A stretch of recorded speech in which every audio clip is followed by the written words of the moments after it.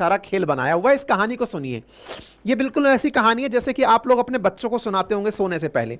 बोले बेटा एक आए, वो तीर्थक थे, उन तीर्थकों में से एक तीर्थक जो है, मतलब उन तीर्थकों के साथ दो बौद्ध भिक्षुओं ने बदतमीजी कर दी। बौद्ध भिक्षुओं ने बदतमीजी कर दी, उनमें से एक ने कसम खाई कि मैं जब तक बदला नहीं ले लूंगा तब तक नहीं रुकूंगा। उनमें से एक तीर्थक तो खाना पीना की तलाश करने के लिए चला गया, दूसरा तीर्थक गड्ढा खोद करके मतलब साधना करने लगा, और साधना करने के बाद में सूर्य साधना की उसने, और सूर्य साधना 9 साल तक करता रहा, तब तक उसे कुछ नहीं मिली। फिर वो हार के बाहर निकलने ही वाला था, दूसरा तीर्थक आके बोला कि अगर तू बाहर निकल गया तेरे को मैं मार दूंगा, तेरी सूर्य साधना पूरी कर। तो वो दूसरा बंदा सूर्य साधना पूरी करता है। सूर्य साधना पूरी करके 12 साल के अंदर उसको एक ऐसी सिद्धि प्राप्त होती है जिससे एक आग निकलती है, और उस आग ने नालंदा को जला दिया था। सोचा है आपने, कहां रह रहे हो आप? एक तरफ तो आप लोग ये कहते हो कि साहब हमारे देश के अंदर भगवान हुए कि नहीं हुए हैं, रामायण महाभारत के अंदर तीर से आग निकलती थी कि नहीं निकलती थी। एक तरफ आप कह रहे हो कि मतलब गजब ही चल रहा है भाई साहब, ये नेक्स्ट लेवल है। तो भाई साहब ये किताब है तारानाथ की। उस तारानाथ ने इस घटना के कम से कम 450 साल बाद ये बात लिखी। हो सकता है कि उसे एक सपना आया हो और उस सपने ने उसके ये लाइन लिखाने की बात की हो। लेकिन हमारे देश के अंदर बहस देखिए शुरू हो जाती है कि ये दो तीर्थक थे ना, ये तीर्थक ब्राह्मण थे। बस ये तीर्थक ब्राह्मण थे, और इन ब्राह्मणों ने अपनी ज्वाला से, अपनी आग से नालंदा जला दिया। बस यही तो हमारे हिस्टोरियंस की काबिलियत है। यही तो कारण है कि हमारे देश के अंदर ऑक्सफोर्ड और कैम्ब्रिज जैसी यूनिवर्सिटीज की आज भी जरूरत है। हम क्यों चाहते हैं कि हमारे देश में भी बढ़िया यूनिवर्सिटी मायने में रिसर्च करने का लाभ हो, केवल राजनीतिक आकाओं को और 2-4 वोट को प्रभावित करने के लिए ही वो अपनी पढ़ाई लिखाई ना करें। राजनेता का काम राजनीति करना रहे, रिसर्चर का काम रिसर्च करना रहे, तब जाकर देश कुछ अच्छा काम कर पाएगा। लेकिन हमारे देश के अंदर ये काम गजब हुआ। तो कहानी के अंदर बहुत तगड़ी बात है, बड़ी बात निकाल दी साहब कि ऐसा हुआ है किसी देश में। तो हाँ बिल्कुल बड़ी बात है साहब। असल में इसकी कहानी कुछ इस प्रकार से निकल कर आती है, वो भी सुन लीजिए। अपने देश में एक इतिहासकार हुए साहब, और उन इतिहासकार का नाम था, ये कौन है साहब, डीएन झा। डीएन झा साहब खुद तो रहे नहीं, 2021 में चले गए। डीएन झा ने कभी एक लेख लिखा होगा, द कारवा करके कोई वेबसाइट है, उसने इस बात को मेंशन किया कि डीएन झा बोलते हैं कि नालंदा का जो पतन है ना वो ब्राह्मणों ने किया था। नालंदा का जो पतन ब्राह्मणों ने किया और खिलजी ने नहीं किया। खिलजी तो उसकी जगह कोई दूसरी जगह थी जिसको जला के चला गया, ये तो ब्राह्मणों के ज्वाला के कारण भस्म हुई जगह थी। बोले बहुत बढ़िया साहब। इनसे पूछा सर आपके पास प्रमाण क्या है?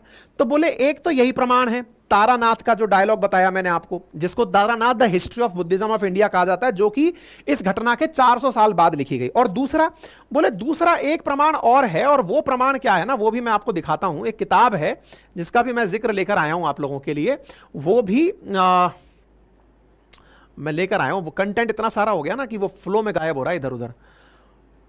जितने भी स्टूडेंट्स इस वीडियो को देख रहे हैं, नेट क्वालिफाई करने के लिए मैं आपको सबसे बेहतरीन तरीका बताता हूं। आज ऑनलाइन का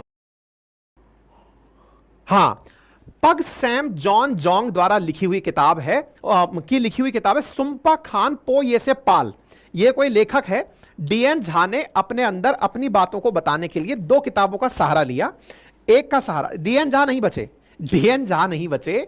डीएन झा ने 2021 में कुछ कहा होगा, उसको लेकर आज के इतिहासकार बाहर निकल आए हैं, और वो इतिहासकार कहीं और नहीं है, ट्विटर पर बाहर निकले हैं। और ट्विटर पर निकले हुए इन इतिहासकारों का कहना है कि किस प्रकार से ब्राह्मणों ने खत्म किया था। चलिए साहब अच्छी बात है।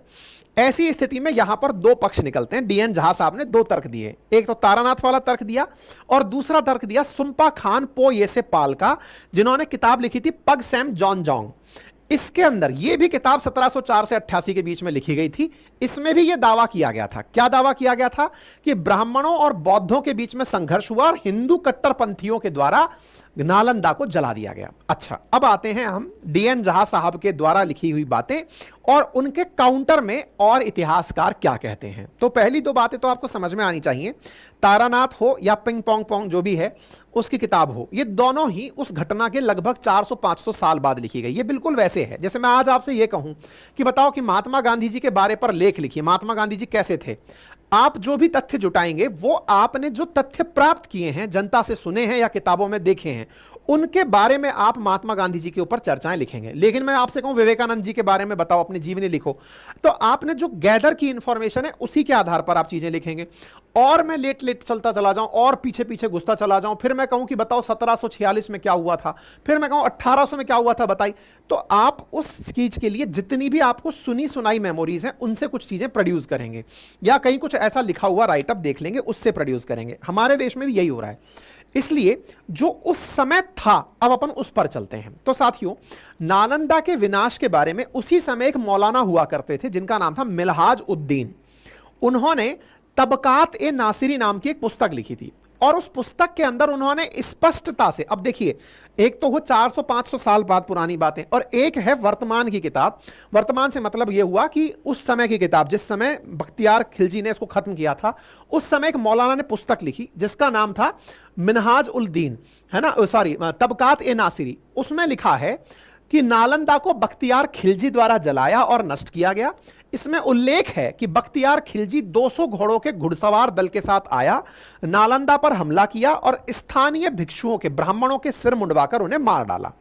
यहां पर यह बात भी लिखी है कि जब यह जीत मोहम्मद बख्तियार लूट के बड़े माल के साथ लौटता है तो कुतुबुद्दीन ऐबक, जो कि खुद एक गुलाम था मोहम्मद गौरी का, दिल्ली में बैठता था, जिसने कुतुब मीनार बनाई थी, उसके दरबार में यहां आया और उसे बहुत सम्मान और गौरव प्राप्त हुआ, इतना कि दरबार के अन्य रईसों को उससे जलन हुई। यह किताब ये लिखी हुई, जरा पढ़िए यहां पर क्या लिखा हुआ है। ये वाली किताब है तबकात ए नासिरी, तबकात ए नासिरी मौलाना मिनहाज उद्दीन की किताब है। इसके अंदर ये लाइन प्रॉपर तरीके से मिली हुई है। देखिए, with 200 horseman in defensive armour suddenly attack the place, there were 2 brothers in Farangarh, man leading the Nizamuddin, ये सब हो गया, कहां गया, ये रहा, मोहम्मद बख्तियार, और Bakhtiyar by the force of his intrepidity threw himself into posture of gateway to the place and they capture the fortress and acquire great booty. The greater number of inhabitants of the plain were Brahmins, and whole of those Brahmins had their heads shaven, and they were in all slain. There were a great number of books there, and when all these books came under the observation of Musalman, they summoned a number of Hindus that they might give them information respectively the import of those books, but the whole of Hindus has been killed, or becoming acquainted with the concept of those books, it was found that whole of this fortress and city was college in the Hinduic tongue they call a college, or in Bihar. When that victory was effected, Muhammad Bakhtiyar returned to the great booty and came to the present the benefit Sultan Kutubuddin Aibak, and it conveys great honor and distinction। यानी कि जो बातें इस किताब में लिखी हुई है, मिनहाजुद्दीन ने साफ साफ लिखा हुआ है कि एक ऐसी जगह को आग लगाई गई जिसे कॉलेज कहा जाता था, उस कॉलेज के अंदर पुस्तकें थी, उसमें ब्राह्मणों को मारा गया था। यह कौन बोलते हैं? मिनहाजुद्दीन, जो उस समय थे, किस समय थे? जब बख्तियार खिलजी के द्वारा यह काल किया गया था। ठीक है साहब, तो एक प्रकार से डीएन जहां ने जो बातें बोली, अब डीएन जहां की फिर बात निकल कर आती है। डीएन जहां से पूछा गया था उस समय पर, जब 2021 में इन्होंने ये बात लिखी, तो इनसे पूछा गया कि साहब आपने ये बात क्यों की? तो बोले असल में जिसको ये व्यक्ति बोल रहा है, जिसका नाम मिनहाजुद्दीन है, मिनहाज जो बात बोल रहा है ना, ये असल में ओदांतपुरी के बारे में बोल रहा है, नालंदा के बारे में नहीं बोल रहा। नालंदा तो ब्राह्मणों ने जलाया था। बोले अच्छा, तो बोले ये ओदांतपुरी कहां है? तो बोले ओदांतपुरी नालंदा से 10 किलोमीटर पहले ही एक जगह है, और बोले उस ओदांतपुरी के अंदर भी इस तरह का हमला हुआ था, और उस ओदांतपुरी को बख्तियार खिलजी ने जलाया था। वो भी एक महाविहारा था, उसको भी गड्ढे से खोदकर बाहर निकाला गया। लोग कंफ्यूज हो जाते हैं, असल में ओदांतपुरी को खत्म किया गया था, ना कि नालंदा को खत्म किया गया था। चलिए, तो अब ये ओदांतपुरी की कहानी निकल कर आ गई। ठीक है, तो हम एक तरह से ये समझते हैं मिनहाज वर्सेस तारापुर, तो हमने दोनों का काम करा दिया। अब कुछ और लोगों की, क्योंकि इतिहासकार हैं, इतिहास के बारे में जो बोलेंगे वो आपको सुनना चाहिए। फिर 2 इतिहासकार के नाम और लेते हैं। एक का नाम है फ्रेडरिक एम ऑशेर, उनकी किताब, और एक जेएनयू के प्रोफेसर रहे वीरेंद्र नाथ प्रसाद। इन्होंने शोध ग्रंथों से यह प्रमाणित किया कि नालंदा का पतन अचानक नहीं हुआ था। मतलब नालंदा एक बहुत बड़ा बौद्ध विहार था जहां हजारों छात्र पढ़ते थे। इसके संचालन के लिए निरंतर संसाधन और धन की आवश्यकता होती थी, जिसके लिए इसे भूमि अनुदान मिला हुआ था। यहां 1230 से 40 तक नालंदा के अस्तित्व के साक्ष्य मिलते हैं। अब यहां पर एक इंटरेस्टिंग चीज निकल कर आती है, और वो क्या है कि बख्तियार खिलजी ने आग लगाई, तो आग लगते ही क्या ये खत्म हो गया? भाई ऑटोमेटिक ये बात ऐसी है ना, जैसे इंडस वैली सिविलाइजेशन खत्म कैसे हुई आज तक रिसर्च का विषय है, ऐसे ही नालंदा विश्वविद्यालय खत्म कैसे हुआ? तो इसके बारे में कहते हैं कि इस पर पहले भी आक्रमण हुए हैं। पहले भी जब आक्रमण हुए, इसके बाद में बख्तियार खिलजी ने तो यहां की लाइब्रेरी को ही आग लगा दिया। उसके बाद भी कुछ लोग यहां पर बचे रहे। जब 1208 में बख्तियार खिलजी तो मर गया, लेकिन उसके बाद भी 1230 और 40 के आसपास भी ऐसे साक्ष्य मिलते हैं कि कुछ लोग यहां पढ़ने आते रहे, जिनमें से एक तिब्बत का तीर्थ स्वामी था, तीर्थयात्री था, जिसका नाम था धर्म स्वामी। वो मगध की यात्रा पर जब आया था तब वो नालंदा भी आया था, और उस समय राहुल श्रीभद्र जैसे कुछ पुराने भिक्षु यहां पर पढ़ा रहे थे। स्वयं धर्म स्वामी ने वर्णन किया कि कैसे नालंदा महाविहार पर सतत मुस्लिम तुर्क आक्रमण का खतरा बना हुआ था।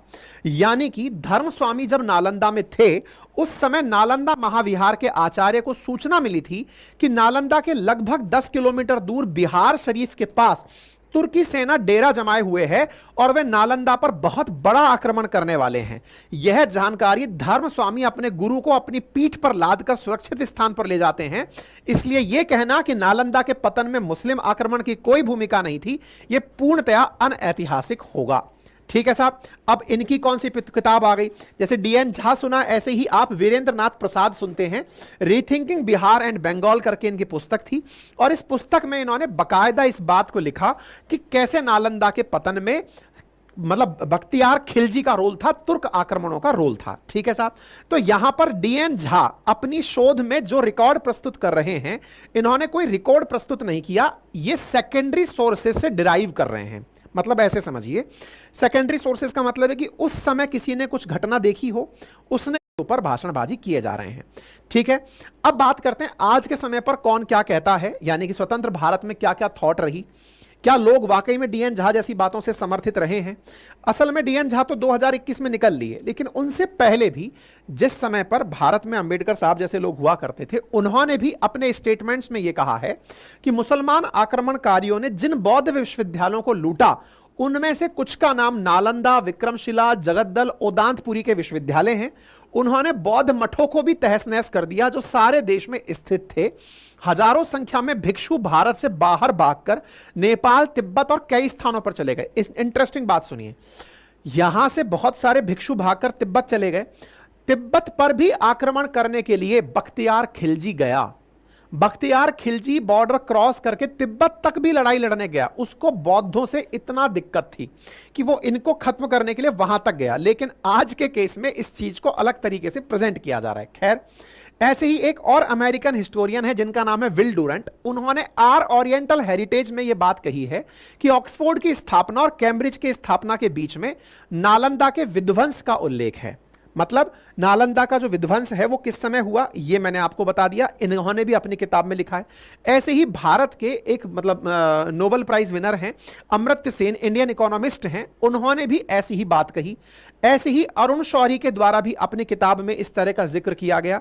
मतलब कहने का अर्थ यह है कि इसके पतन के बारे में जो प्रमाण दिए जा रहे हैं कि किन्होंने इसका पतन किया, उसके बारे में मैंने आपको कुछ और ऐतिहासिक तर्क दे दिए। अरुण शौरी ने तो अपनी किताब के अंदर एक चीनी यात्री और बौद्ध भिक्षुक जिसका नाम है इत्सिंग, उनका भी जिक्र किया, और उसमें उन्होंने कहा कि जब इत्सिंग यहां पढ़ा करते थे उस समय परिसर में 10,000 निवासी हुआ करते थे। 5वीं शताब्दी में हमने ऐसा विश्वविद्यालय स्थापित किया था। इनका तर्क यह था कि जब हम उस समय पर इतना अच्छा कर सकते थे तो अब क्यों नहीं। तो इत्सिंग का भी जिक्र इन्होंने अपने अंदर किया हुआ है। एक और टेक्स्ट मिलता है जिसमें नालंदा में बौद्ध और वैदिक दोनों ग्रंथ पढ़ाए जाते थे, ऐसा हेन सांग ने लिखा है। नालंदा में अथर्व वेद सहित सभी वेदों की शिक्षा दी जाती थी। ये वो टेक्स्ट है जो आपको पढ़ना चाहिए हिस्ट्री के बारे में हेन सांग के द्वारा। क्या तर्क है ये? क्योंकि जो लोग ये कह रहे हैं कि बौद्धिज्म को हिंदुओं के द्वारा खत्म कराया गया, उन्हें तर्क ये मिलना चाहिए कि नालंदा विश्वविद्यालय में ये टेक्स्ट लिखा हुआ है हेनसांग का, और उसने लिखा है Hiuen Tsang was very warmly received at Nalanda university Nalanda and resided here for a long time. Hiuen Tsang यहां लंबे समय तक रहा। The course of study says the Hensang include the scriptures of Mahayana and Hinayan schools, logic, grammar and medicine, as well as such purely Brahmanical text as the Vedas including Atharva Veda. From the account of Pilgrim it is clear that Nalanda was bustling and literally activities. मतलब यहां पर Hiuen Tsang खुद बोलता है कि यहां पर जहां एक और बुद्धिज्म पढ़ाया जा रहा था, वहीं अथर्ववेद की शिक्षा भी दी जा रही थी। तो इसका मतलब यह हुआ कि यहां पर जिस चीज की जिक्र कर रहे हैं, यह जिक्र डीएन झा का एक कोरा जिक्र है जो द्वितीयक सोर्सेज पर आधारित है। उन्होंने सेकेंडरी सोर्सेज को आधार माना और जिनको ध्यान में रख करके इन्होंने ये बात कही। ऐसे अरुण शौरी ने अपनी एक किताब और लिखी है, eminent historian, their technology, their line and their frauds. इसमें भी इस बात का जिक्र किया गया है, जिसमें कि एक बौद्ध विद्वान रहे गेशे दोरजी दमदुल, उनके तिब्बती पुस्तक के कुछ अंशों का अनुवाद करते हुए उन्होंने बकायदा इस पुस्तक को हाईलाइट करते हुए यह बात मेंशन की है कि इस तरह की बातें उसके अंदर लिखी गई हैं। लेकिन यह सोचने की बात है कि जब इस तरह से आप बोलते हो कि किसी को बहुत तेज वो आया, मतलब चमत्कार आया और उसने आग लगा दी और आग लगा दी, इस तरह की बातें आप बोलते हो। एक तरफ तो आप कहते हो कि नहीं, हम इस तरह की बातें मानते नहीं हैं, हम मार्क्सवादी विचारधारा के लोग हैं, हम हिंदू धर्म के अंदर ऐसे चमत्कार हो सकते थे वो नहीं मानते। लेकिन जब आपको ब्राह्मण और अन्य को लड़ाना होता है, तब आप ये तर्क भी निकाल के ले आ जाते हो कि तीर्थर्स थे जिन्होंने अपनी साधना से इस तरह का काम किया था। अब आते हैं इस तीर्थिका वाले लाइन पर, क्योंकि बार बार जिस किताब के अंदर इस बात को कोट किया जा रहा है ना कि 2 तीर्थिका थे, उनमें से एक ने 12 साल की साधना की, जिसको गुस्सा आया उसने आग लगा दी सब पर। तो ये तीर्थिका जो कहानी में लिखा है, एक बार के लिए ये मान भी लें कि इस किताब के अंदर 2 व्यक्तियों के नाम है और उसका मतलब तीर्थिका है, तीर्थिका को गुस्सा आया, उसने आग लगा दिया, नालंदा जल गया। तो भी ये जो तीर्थिका शब्द है, इसके हिस्ट्री में एक नहीं कई मीनिंग है। मतलब तीर्थिका, ब्राह्मणिकल को तीर्थिका कहा गया है। आप देखिए यहां पर जब आप कोई मतलब कोटेशन पढ़ने बैठेंगे कि तीर्थिका क्या होते हैं, तो तीर्थिका और तीर्थंकर दोनों शब्द जो है ना बहुत ज्यादा यूज में आए हैं। लेकिन आप यहां देखिएगा, large number of Tirthika and Brahmanas accepted ordination in the monasteries of 4 directions. लगा दी तो बोले जो ये तीर्थिका वाले लोग हैं, ये तीर्थिका ब्राह्मण भी नहीं थे। क्यों नहीं थे? तो बोले उन्हीं टेक्स्ट को अगर पढ़ा जाए तो उसमें ये लिखा है तीर्थिकाज एंड ब्राह्मण्स। अगर तीर्थिका ही ब्राह्मण थे तो फिर उनको ब्राह्मण वर्ड यूज दिया जाता, तो फिर भाई साहब उनको तीर्थिका अलग से क्यों बोला, एंड बोला ना, इसका मतलब ये नॉन ब्राह्मण थे। लेकिन इन देखिए, Brahmin and equal number of Tirthikas took up ordination, that means Brahmin और तीर्थिकास, यानी कि ब्राह्मणों के अतिरिक्त कोई था तीर्थिका। अगर आग लगाने वाला भी कोई था, अगर ये चमत्कार करने वाला भी कोई था, तो वो तीर्थिका था। तीर्थिका के गुस्से ने अगर ये काम भी किया तो भी वो ब्राह्मण तो नहीं था, क्योंकि ऐसे इन्हीं टेक्स्ट में Brahmanas and equal number of Tirthikas लिखा गया है। इसका मतलब ये हुआ कि आज के समय पर ये जो बातें बता करके काम की जा रही हैं, इन किताबों के बारे में वीरेंद्र नाथ प्रसाद की काफी सारी किताबें जिनको टेक्स्ट के रूप में इस्तेमाल किया गया। अच्छा, एक और किताब है, memoir of archaeological survey of India. ये हीरानंद शास्त्री की किताब है। उस हीरानंद शास्त्री की किताब में जहां एक और ये कहानी बताई गई है, वहीं पर दूसरी तरफ पेज पर यह किताब बताई गई है कि कैसे बख्तियार खिलजी ने इस जगह को आग लगवाई थी। कहने का मतलब यह है कि आज के समय पर आधे अधूरे ज्ञान के साथ सोशल मीडिया पर जो कुछ भी फैलाया जा रहा है, उस फैलाए जाने वाले ज्ञान से आप भी बचें, और किसी अधूरे ज्ञान को किसी और को प्रेषित करने से एक सामाजिक वैमनस्य तो आप क्रिएट कर देंगे, लेकिन उस वैमनस्य से कुछ लोगों के घर चल जाएंगे, क्योंकि कुछ लोग चाहते हैं कि भारत के अंदर ये सब लोग साथ मिलकर ना रहें। क्योंकि राजनीति में जब तक अपना अपना वोट बैंक नहीं होगा, हमारे देश में बहुत से राजनीतिक दलों का अस्तित्व संकट में आ जाएगा।